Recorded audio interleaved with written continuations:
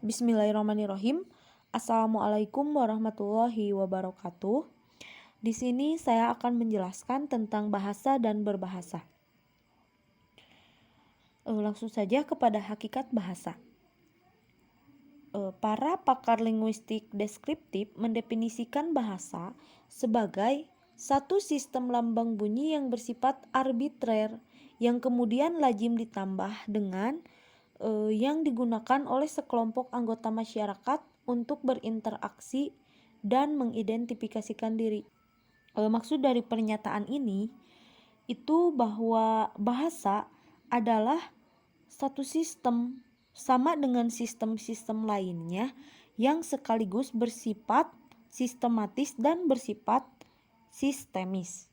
Jadi, bahasa itu bukan merupakan satu sistem tunggal, melainkan bahasa itu dibangun oleh sejumlah subsistem. Apa saja subsistem itu? Yang pertama itu fonologi, kemudian sintaksis dan leksikon begitu. Sistem bahasa ini merupakan sistem lambang, sama dengan sistem lambang lalu lintas atau sistem lambang lainnya begitu. Hanya sistem lambang bahasa ini berupa bunyi, bukan gambar atau tanda lainnya begitu. Dan bunyi itu adalah bunyi bahasa yang dilahirkan oleh alat ucap manusia. Sama dengan sistem lambang lain, sistem lambang bahasa itu juga bersifat arbitrer seperti yang tadi dikatakan oleh Abdul Khair, bahwa bahasa itu bersifat arbitrer. Apa arbitrer itu artinya? Yaitu antara lambang yang berupa bunyi itu tidak memiliki hubungan wajib dengan konsep yang dilambangkannya. Seperti pertanyaan misal, mengapa binatang berkaki 4 yang biasa dikendarai itu disebut kuda? Kita tidak bisa menjelaskan, tidak bisa dijelaskan. Karena pada suatu saat nanti bisa saja atau mungkin saja tidak lagi disebut kuda, melainkan disebut dengan lambang bunyi lain. Sebab bahasa itu sifatnya dinamis begitu. Kemudian setiap lambang bahasa, baik itu kata, frase, klausa, kalimat maupun wacana itu memiliki makna tertentu yang bisa berubah kapan saja dan tidak berubah sama sekali, bahkan bisa jadi begitu. Nah, ada juga tambahan dari definisi yang tadi dijelaskan oleh Abdul Khair, itu menyiratkan fungsi bahasa dilihat dari segi sosial, yaitu bahwa bahasa itu adalah alat interaksi atau alat komunikasi di dalam masyarakat yang tentu saja konsep linguistik deskriptif tentang bahasa itu tidaklah lengkap. Kenapa? Sebab bahasa bukan hanya alat bukan hanya alat interaksi sosial, melainkan juga memiliki fungsi dalam berbagai bidang lainnya.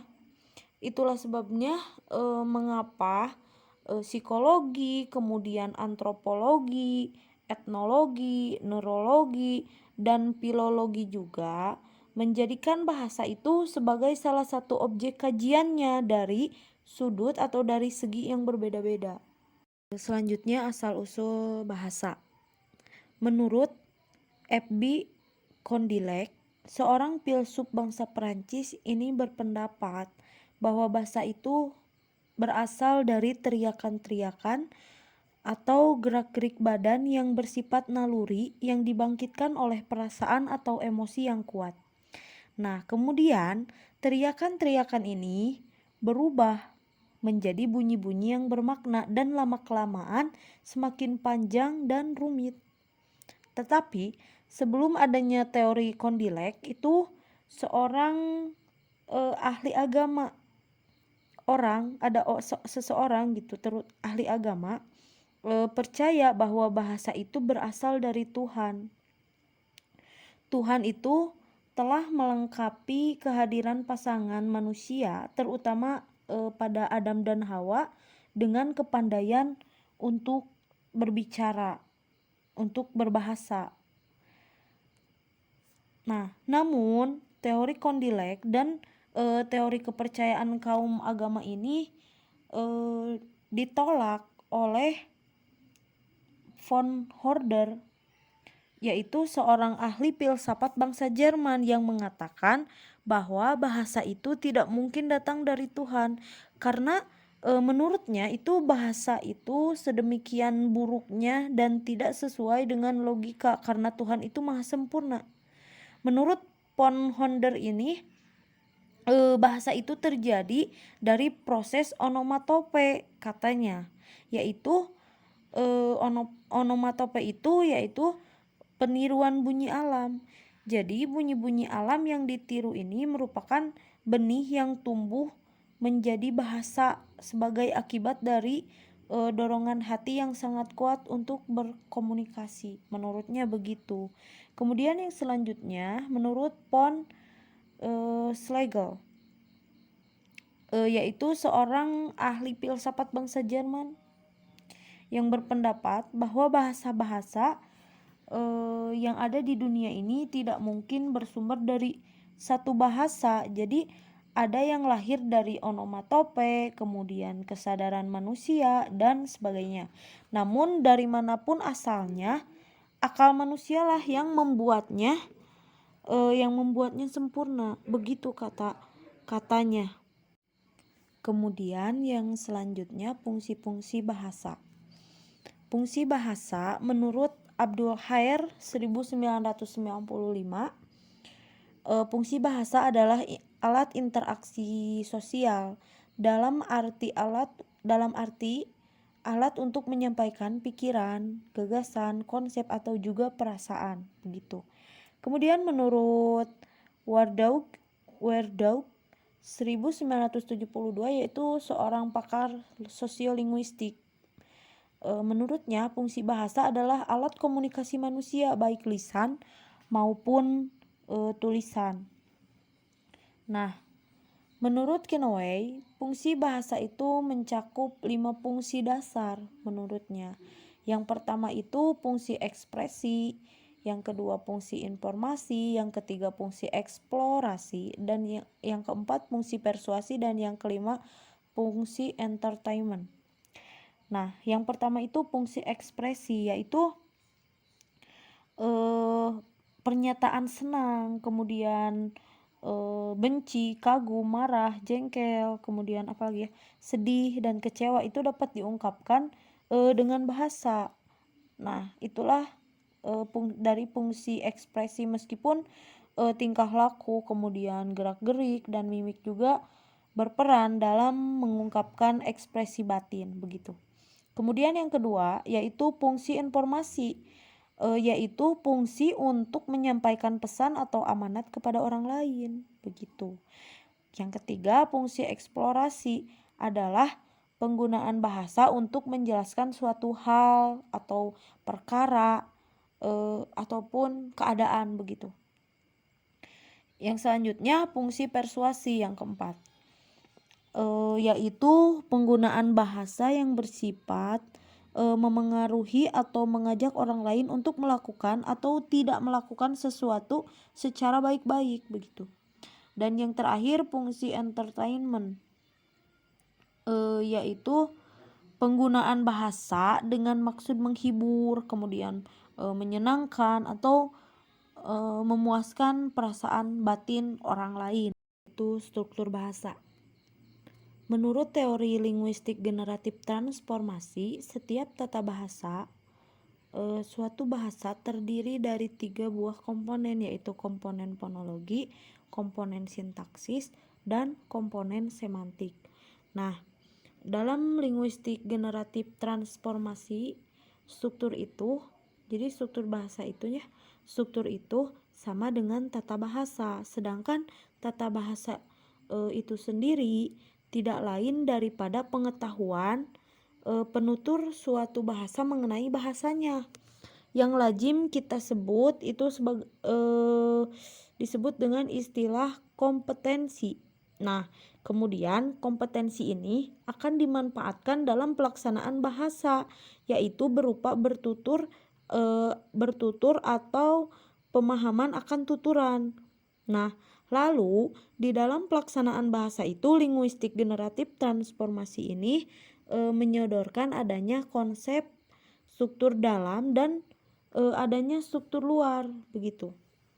Nah, struktur dalam apa struktur dalam itu?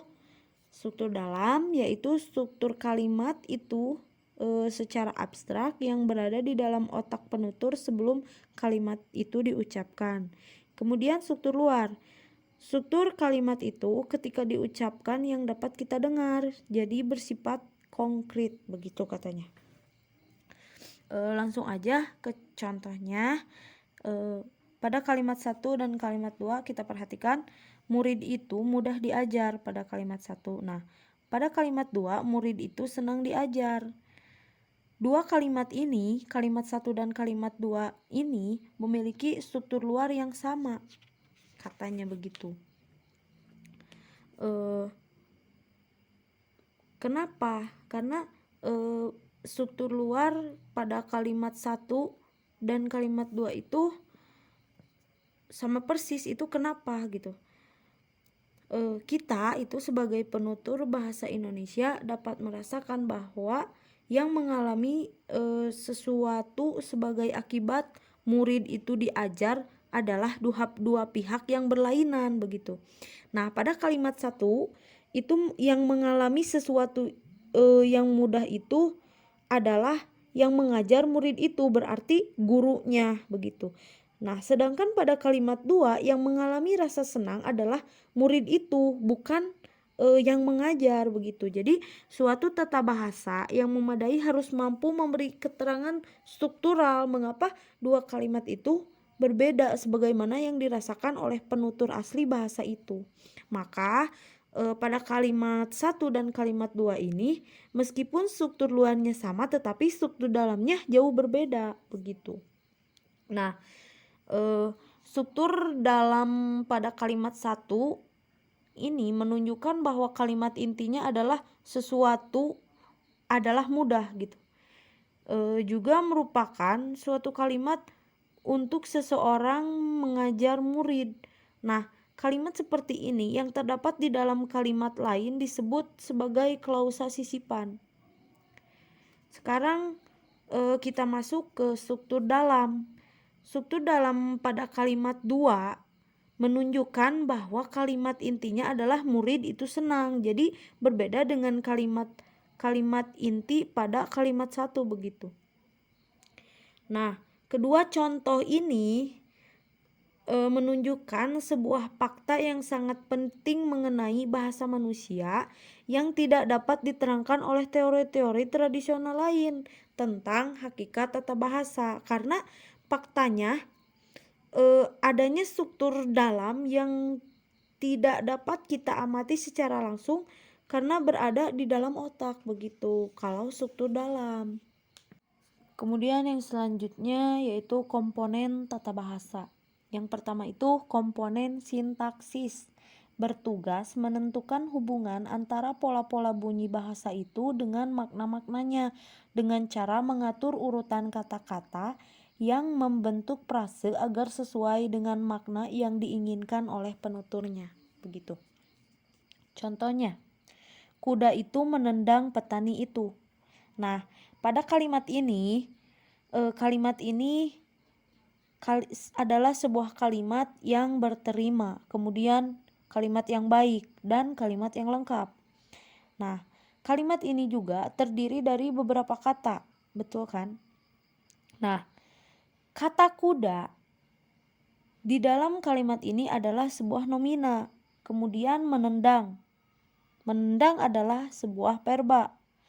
Nah, kata petani adalah nomina dan kata itu adalah kata untuk menunjuk sesuatu yang dimaksud, begitu kan?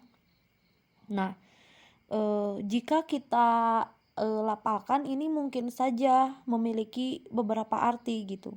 Misal pelapalan atau pengucapan yang pertama itu begini. Kuda itu menendang petani. Kemudian yang kedua, kuda itu menendang petani itu. Atau yang ketiga, kuda itu menendang petani itu, begitu. Jadi setiap penutur bahasa Indonesia akan merasakan bahwa kata itu yang pertama itu, yang tadi saya katakan pertama itu lebih natural bergabung dengan kata kuda daripada dengan kata menendang. Jadi kuda itu menendang petani, begitu. Nah, kemampuan ini menunjukkan adanya kompetensi setiap penutur bahasa Indonesia mengenai tata bahasa Indonesia yang telah dinuranikan secara tidak teratur. Kemudian setiap penggalan dari kalimat ini yang berupa kuda itu dan menendang petani itu kita sebut sebagai prase. Nah, kuda itu adalah prase berkategori prase nomina. Kemudian kata menendang petani itu adalah prase berkategori prase perba, begitu. Nah, selanjutnya prase menendang petani itu kalau dianalisis lebih jauh akan terdiri dari satu perba, yaitu menendang, begitu. Dan satu prase nomina, yaitu petani itu, begitu. Jadi kalimat tiga itu kalimat ini terdiri dari bagian-bagian prase nomina, kemudian perba, kemudian prase nomina, begitu. Nah, dengan demikian kalimat ini yang sesuai dengan kompetensi bahasa Indonesia merupakan satu hierarki komponen semantik, di mana suatu kalimat sangat tergantung pada beberapa faktor yang saling berkaitan satu sama lainnya. Seperti contoh yang pertama. Ini dari ketiga contoh ini dari segi intonasi atau jeda itu akan memengaruhi makna.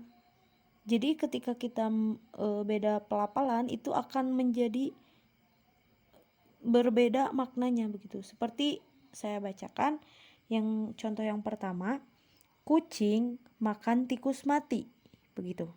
Yang kedua, kucing makan tikus mati.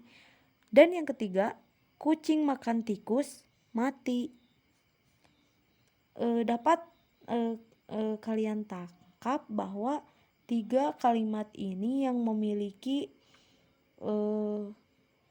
unsur kata-katanya yang sama tetapi memiliki makna yang berbeda ketika kita membacanya dengan intonasi atau jeda yang berbeda. Komponen yang ketiga yaitu komponen fonologi, yaitu sistem bunyi suatu bahasa yang bertugas mengubah struktur luar sintaksis menjadi representasi fonetik, yaitu bunyi-bunyi bahasa yang kita dengar yang diucapkan oleh seorang penutur. Contohnya, gerobak. Di dalam KBBI itu kata gerobak itu ada di dalam KBBI, tetapi ketika diucapkan ada yang mengucapkan gerobak, ada juga yang mengucapkannya gerobag, dan ada juga yang mengucapkan gerobak, begitu. Meskipun ucapannya berbeda tetapi maknanya tidak berubah kalau dalam komponen fonologi.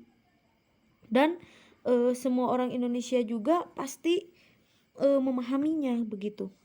Pertanyaannya begini, apakah ketiga macam ucapan kata gerobak yang dilambangkan ketiga-tiganya di dalam otak manusia? Jadi ketiga bunyi akhir itu K, G, dan gerobak gitu ya. Hanya dilambangkan sebagai satu bunyi saja di dalam otak manusia. Nah, yaitu diucapkan dengan lambang bunyi K, begitu, sebagai sebuah fonem. Jadi tetap saja ini gerobak gitu. Cuman kita akan mengerti ketika orang menyebutnya gerobak atau gerobak, ya pasti artinya itu gerobak gitu. Selanjutnya yaitu proses berbahasa. Nah, berbahasa merupakan gabungan berurutan antara dua proses, yaitu proses produktif dan proses reseptif. Apa proses produktif itu? Yaitu proses berlangsungnya pada diri pembicara yang menghasilkan kode-kode bahasa yang bermakna, begitu. yang disebut juga sebagai enkode. Nah, kalau proses reseptif yaitu proses berlangsungnya pada diri pendengar yang menerima kode-kode bahasa yang bermakna disampaikan melalui alat-alat artikulasi dan diterima melalui alat-alat pendengar yang disebut juga sebagai dekode. Mungkin sekian yang dapat saya sampaikan. Terima kasih atas perhatiannya. Wassalamualaikum warahmatullahi wabarakatuh.